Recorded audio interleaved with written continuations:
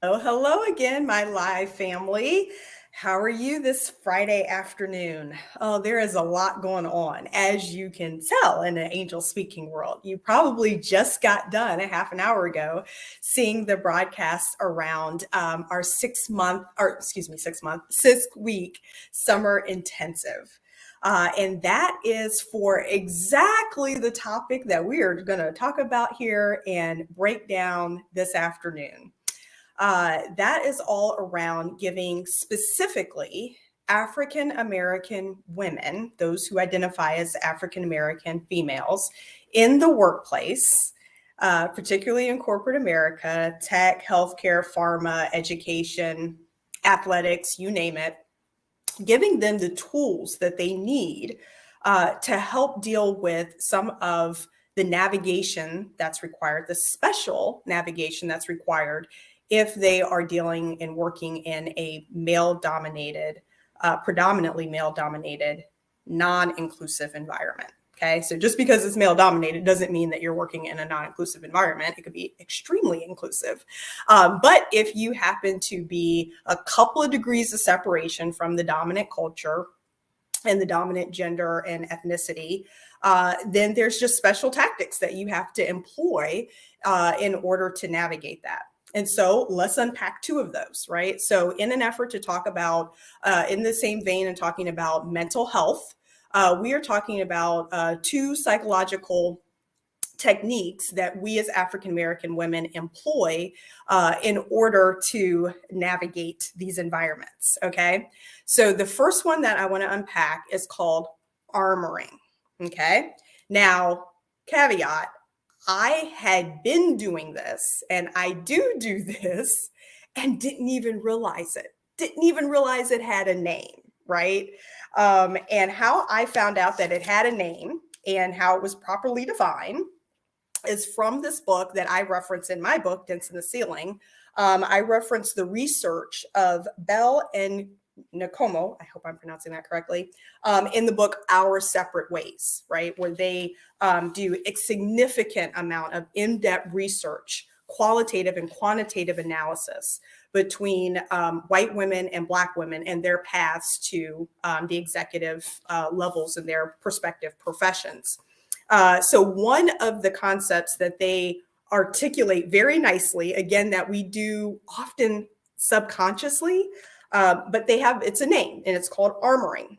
And these authors define armoring as a political strategy for self-protection, whereby someone develops a psychological resistance to defy, I love that word, to defy both racism and sexism. We believe that the armoring process is a critical element of the Black woman's psychological development.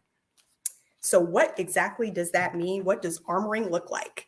Well, let me give this caveat by saying, yeah, there's a lot of people that armor at work. Straight white men armor at work. White gay men armor at work. Asian women, Indian folk. I mean, yes, absolutely. Everyone can armor at work. I am exploring how African American females armor at work because that's what I know. And that's what I researched for the book. So the many examples in terms of how we show up in armor are exactly what they talk about here. Selective exposure. That means that I am going to be very careful and critical and strategically think about the meetings that I go to, the events that I show up to, especially those that are outside, right, of the work environment. So, for example, if there is a team building gathering, right, at the golf course or at the local pub, or any type of sporting event, right, where especially if there's like maybe alcohol going to be served, I think twice about attending. Absolutely. And if I do attend, I remember that voice in my head from my grandmother telling me, if you show up and you go there and you're drinking, you only have one drink and you babysit that drink, right? You don't dare be caught drinking around your colleagues, right? That's unprofessional. And if they do it, that's fine. But if you do it, that will be an issue. That's what she told me, right? And I listened to her and I employ that strategy to this day. So that's just one quick example of selective exposure, about thinking twice about some company events that you might attend, especially when they're social and they're networking, right? Another event is, or another technique that when we talk about armoring, is self-reliance. Now, this is huge. This is huge. And this hits home for me personally, right? Where if you're given a team or a certain amount on your budget for your project, or whatever it is that you're provided, you make it work, right? That's the mantra. I loved watching Tim Gunn, and his tagline was like, make it work.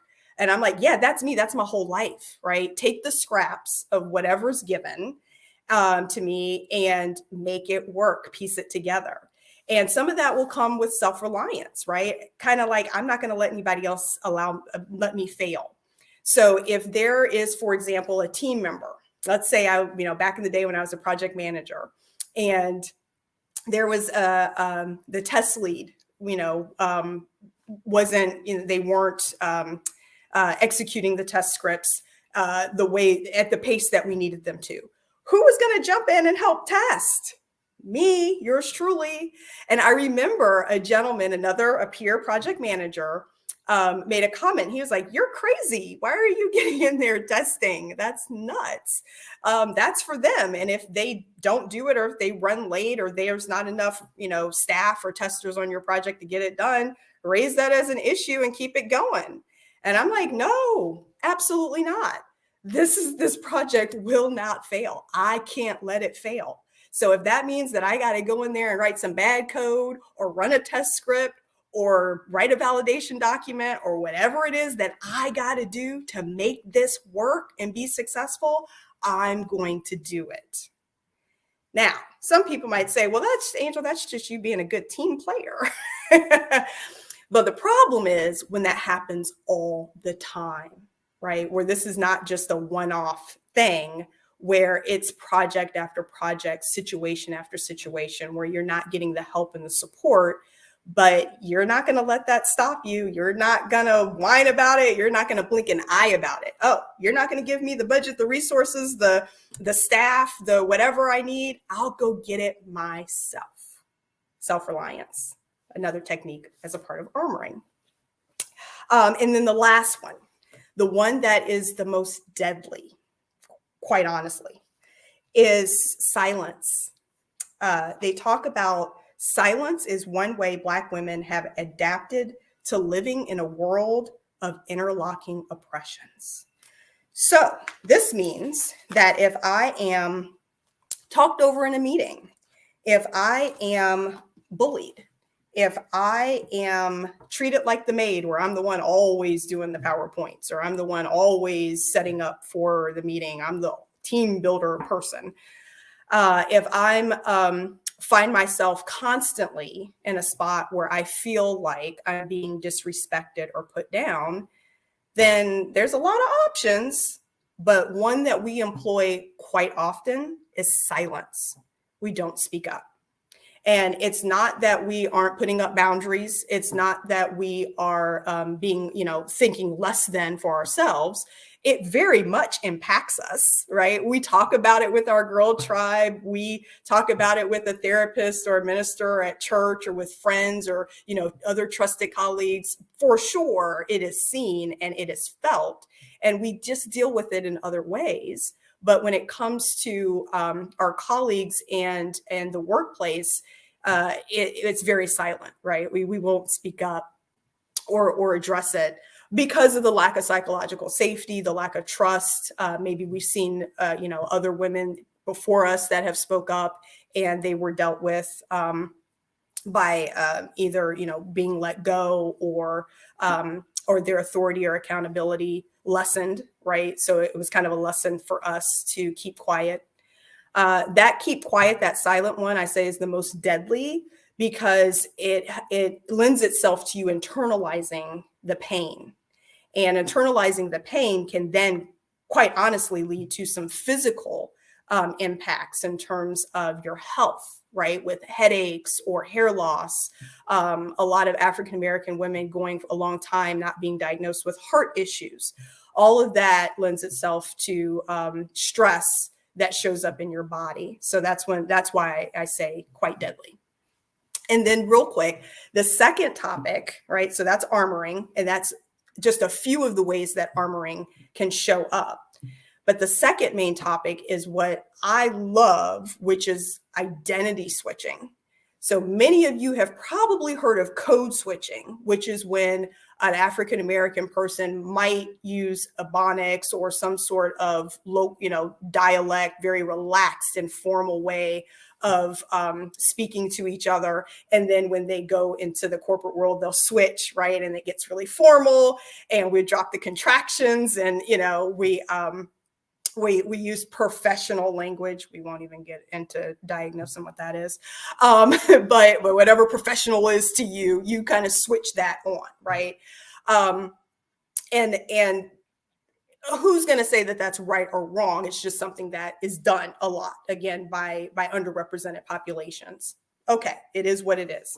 That's code switching, changing just your language from being informal and relaxed to something that's more formal and what you would consider business-like. Well, we like to take it a step further, which is why I love the technique of identity switching. So not only am I going to change my language, I might change my hair.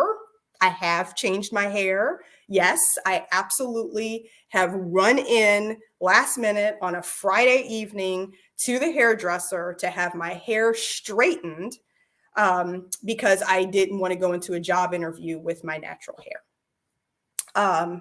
So when we talk about identity switching, we're talking about like Superman, right? Like go into the booth and you change everything about you, right? The glasses come off, the contacts come in, the big dangly hoop earrings go to the small little pearl drop ones. That big, huge, necklace with lots of colors goes down to a simple little cross or maybe a set of pearls. You take off all the rings from your finger. Your dress is different. Maybe instead of bright colors, you're going to black or navy blue or muted colors. Your whole identity switch. I'm talking from experience, right? So when I got my very first full-time job, I will never forget, I took that first paycheck and went to JCPenney's and I bought every color khaki pant known to man and every primary colored polo shirt, because that's what I saw. That's what I saw as the quote unquote uniform for an IT professional. So every IT associate that I was exposed to wore khaki pants and a polo shirt, red, white, blue, black, never pastel. That came later. And so in order to fit in, I thought I needed to dress like that. And that's what I did. But I love wearing skirts, dresses, right? Can you see my beautiful dress here, right? This is me. But I put all of that aside in the closet in order to fit in. And that's what we mean by identity switching, where you turn off how you are on the outside and your identity all the way down to how you talk in order to fit in. So we're going to wrap up by saying, Angel, that's all great, very interesting information. Sorry you had to go through that. But why are you telling me this? Why is this important? Well, this is critically important. If you are a leader that is seeking to create an inclusive environment, you must know about all of these techniques that your people are employing so that you can come up with programming, have trainers come in and talk about it, have an open forum, your ERGs address it, employee resource groups. So that this is out in the open and for folks to talk about. And once that starts to happen, right, then folks start truly to feel comfortable and have that psychological safety and trust built to where they can bring their authentic selves to work, right? Where they realize that I'm not going to be judged negatively, or I'm not going to be missed over for promotion just because I wore large yellow earrings, right? Or high heel red shoes to the office, or my fingernail colors are not the traditional French tip, red or maybe a dark color, right? That I'm not going to get passed over or seen differently, or my leadership abilities and skills are not going to be passed over, looked over, ignored. I'm not going to trigger someone's bias in a negative way that's going to negatively impact my career progression. That's why these armoring techniques and identity switching techniques are so important for leaders to know about, and know that it absolutely happens from the associate, the intern, all the way up the ladder. And again, it's not just African-American females, but I present to you how it's happened and how it's shown up for me and in my life is just one example. But know that there are many other groups that are doing and employing these exact same tactics. Okay. All right. So until next time, Self-Care Friday. Take care of yourself. Enjoy the weather outside wherever you may be at while you're watching this. And thank you for your time.